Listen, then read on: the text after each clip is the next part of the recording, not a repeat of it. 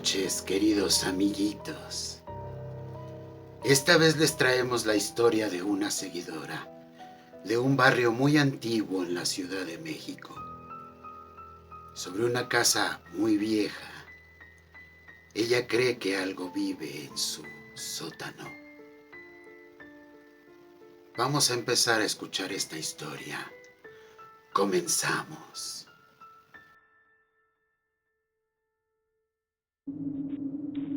Buenas noches, esta es una historia relacionada con una casa que compramos hace muchos años. Bueno, en sí la compraron mis padres. Era una casa ubicada en la colonia San Rafael y en esta casa, pues, vivíamos bien, por así decirlo, pero las noches eran bastante especiales. Era una casa de esas porfirianas antiguas. Y la gran mayoría de las personas que han vivido en la colonia San Rafael saben que la mayoría de las casas viejas tienen sótanos. En este caso de esta casa, nosotros teníamos la casa estaba como que aparte y al final del patio había una covachita que era como un cuartito como de 4x4 que estaba al fondo del patio. Bueno, pues después de tiempo, mi papá observó que esa puerta estaba cerrada con un candado y aparte tenía chapa de llave. Él buscó entre las llaves que le dieron cuando compró la casa. Y entonces nos dimos cuenta que no nos dieron esas llaves. Entonces mi papá fue con un cerrajero para que volaran el candado y le fabricaran un duplicado a la llave de la chapa de la puerta. Entonces, pues todos los que estábamos chicos, mis hermanos y yo, estábamos ahí de curiosos, mi mamá también, aunque ella estaba haciendo sus quehaceres en el patio de siempre, barriendo y recogiendo, y al mismo tiempo pues estaba de curiosa viendo lo que se hacía en la casa. Entonces, ya cuando pudo el cerrajero tomar la medida de la llave, todo lo que hacen ellos, ya hizo el duplicado, que en aquel tiempo casi se hacían a mano. De esto que estoy hablando es allá de los finales de los 50 o principios de los 60 del siglo XX. Y pues bueno, así sucedió, ¿no? Cuando ya completó el trabajo el cerrajero, mi papá le pagó, le entregó su duplicado de llaves y le vendió un candado nuevo para la casita. Bien, se fue el señor, nos quedamos allí y entonces él dejó cerrada la puerta, solamente abrió para probar la llave, no checó nada adentro, no nos dejó mirar adentro y volvió a cerrar con la chapa y juntó la llave en el llavero original de las llaves de la casa. Bien, pues entonces pasó la primera noche. Al siguiente día recuerdo que era domingo. Y mi papá entonces en los domingos pues descansaba en la casa y dormía hasta más tarde. Entonces mi mamá estaba preparando el desayuno cuando me mandó a mí a hablarle a mi papá para que fueran a desayunar. Y yo recuerdo que estábamos viendo un programa de televisión en la mañana. Todos mis hermanos estaban entretenidos. Y entonces, cuando ya bajó mi papá para tomar el desayuno, yo le dije que íbamos a hacer. Él dijo que ese día no íbamos a salir ni al parque, ni a Chapultepec, ni a ningún lado, que porque se sentía algo agotado de la semana y que prefería descansar en casa, ver su partido de box, su pelea de box y su partido de fútbol. Entonces, pues, que soy la mayor, y a mi hermano nos encargó ir a la tienda a comprar unas cervezas. En aquel tiempo, sí, así es. A los niños nos podían vender cervezas. Cómo cambia la vida, ¿verdad? Entonces, tomamos una bolsa de mandados, metimos los envases de vidrio y fuimos a la tienda de abarrotes que estaba cerca. Y pues como ya nos conocían, obviamente, pues nos vendieron las cervezas para mi papá. Y regresamos a la casa. Cuando regresamos a la casa, empezamos a desayunar. Mi mamá metió las cervezas de mi papá al refrigerador. Mientras se terminaba de enfriar un poco más, que a mi papá le gustaba la cerveza muy fría. Entonces, ya fuimos nosotros a recoger todo nuestro regadero, trastes sucios, le ayudamos a mamá a limpiar. Entonces, se me ocurrió lo del sótano. Y entonces fuimos todos bien molestos contra de mi papá, porque nos pusimos de acuerdo a convencerlo de que si no íbamos a salir a ninguna parte, entonces inspeccionáramos el cuartito que acabábamos de abrir. Y ahí vamos todos, mis 4 hermanos y yo, que éramos 5. Entonces, él estaba sentado en la sala leyendo el periódico cuando llegamos todos en pandilla a empezar a molestarlo con que vamos a revisar el cuarto y todo esto. Entonces él accedió.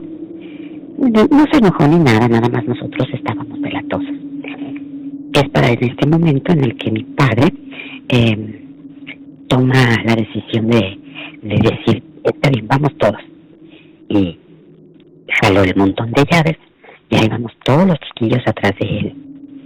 Cuando haciendo nuestra sorpresa, abre la puerta, entramos y era un cuarto prácticamente vacío, no había muebles, solamente había teledejos ahí de esos que va guardando uno con los años. Y pues había, recuerdo, un árbol de Navidad de esos que se usaban antes, que eran de plástico, las esferitas, todo lo de Navidad, obviamente viejísimo, ya no lo podíamos usar. Había otras cajas con juguetes antiguos, unos que eran de hojalata, de cuerda, de resorte, muchas cosas que hoy yo veo que son muy valiosas para las personas que coleccionan. Entonces, aquí viene lo interesante.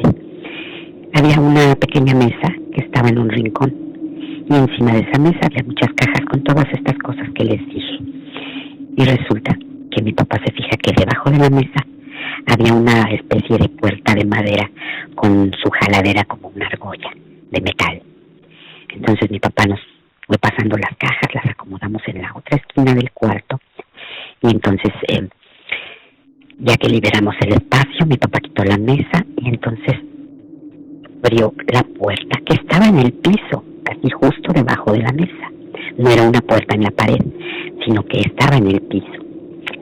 Mi papá entonces aló esta puerta y sentimos cómo salía un viento muy frío, helado, y olía a humedad, no era un aroma repugnante, pero sí era un aroma extraño, como lo que huele un trapo de cocina, pero con ese viento frío. Entonces vimos que había una escalera.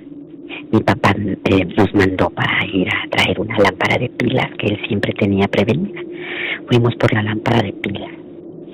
Vimos que había un apagador de luz, pero el foco estaba quebrado. Entonces nos mandó a pedirle a mi mamá que sacara un foco de la cocina para poder reemplazar el que estaba en la entrada. Pues bueno, mi papá se las arregló para sacar el foco viejo con una papa, lo enterró en el socket y le dio vueltas como quitar un foco y sacó facilísimo el foco. Nosotros nos asombramos y entonces ya puso mi papá el nuevo foco y encendió el apagador. Ya para ese punto y momento nosotros ya estábamos súper intrigados y bien nerviosos. ¿Qué vamos a encontrar acá abajo? Bajamos esa escalinata que daba inmediatamente al sótano. El sótano abarcaba todo el terreno de la casa, todo. Las casas en la colonia San Rafael de la Ciudad de México son terrenos muy grandes. Entonces imagínense el tamaño, la inmensidad de ese cuarto. La lamparita que traía mi papá y el foco de la entrada no alumbraban todo. Necesitábamos traer más luz. Pero sin embargo yo notaba que debajo de este sótano, entre las paredes y entre la oscuridad, yo sentía como que se movían sombras. Y de pronto llegué a sentir como que ojitos brillaban en la oscuridad, pero muy leve. Pero yo sí sentía que había alguien. Entonces mi papá vio que el lugar era bastante grande y que iba a necesitar después recorrerlo pues con más personas, ¿no? Sobre todo más señores, amigos de él, pues para ver qué había debajo. Bueno, pues aquí empieza todo porque esa primera noche la ventana de mi cuarto daba al patio. Y en el patio tenía justo la entrada del cuartito a mi vista. Yo ya estaba acostada y entonces me di cuenta de que escuchaba yo el ruido como si alguien quisiera abrir una puerta. Me paré de mi cama a oscuras y me asomé lentamente por mi ventana. Y yo juro que yo vi que se abrió la puerta de la covachita del fondo. Y de allí salió, no sé si era un hombre o una mujer, no sé, estaba vestido completamente de negro, con algo que le tapaba la cabeza. No sé si era como el gorro de un monje o el gorro de una monja, algo así parecido.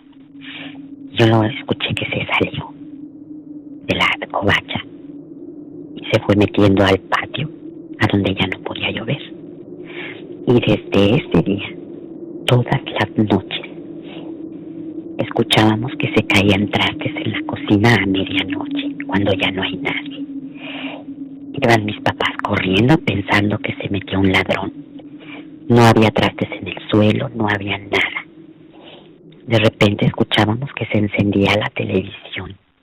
Y en aquel momento, pues, era manual. Si no prendía uno la televisión no se encendía, ni el radio. Todo era manual, nada teníamos con control remoto.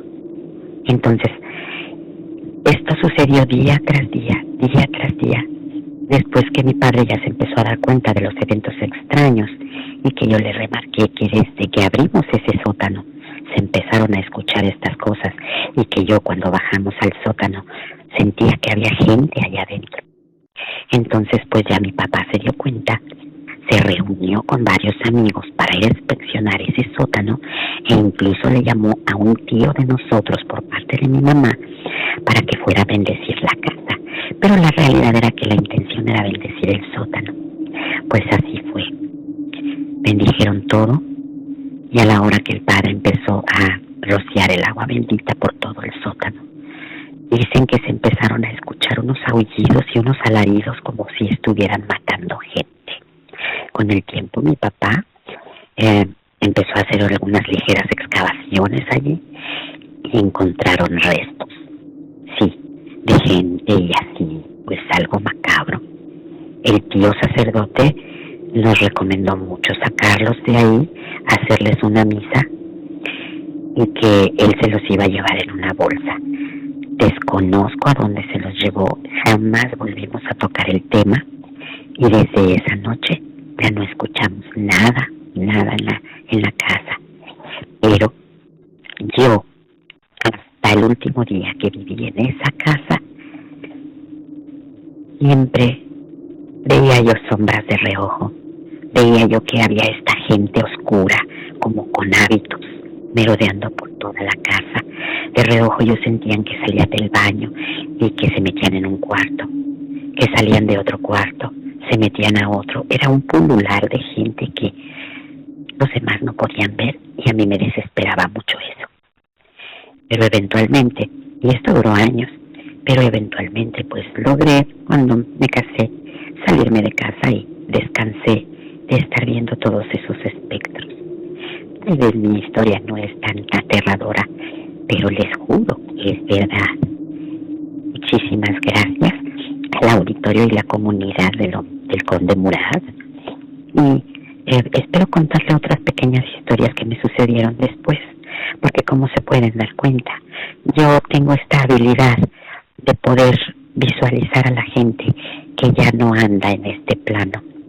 Les agradezco mucho el espacio al Conde Murad y espero que pronto pueda volver a permitirme contar otra historia. Y les mando un abrazo a toda la audiencia. Que tengan una feliz noche.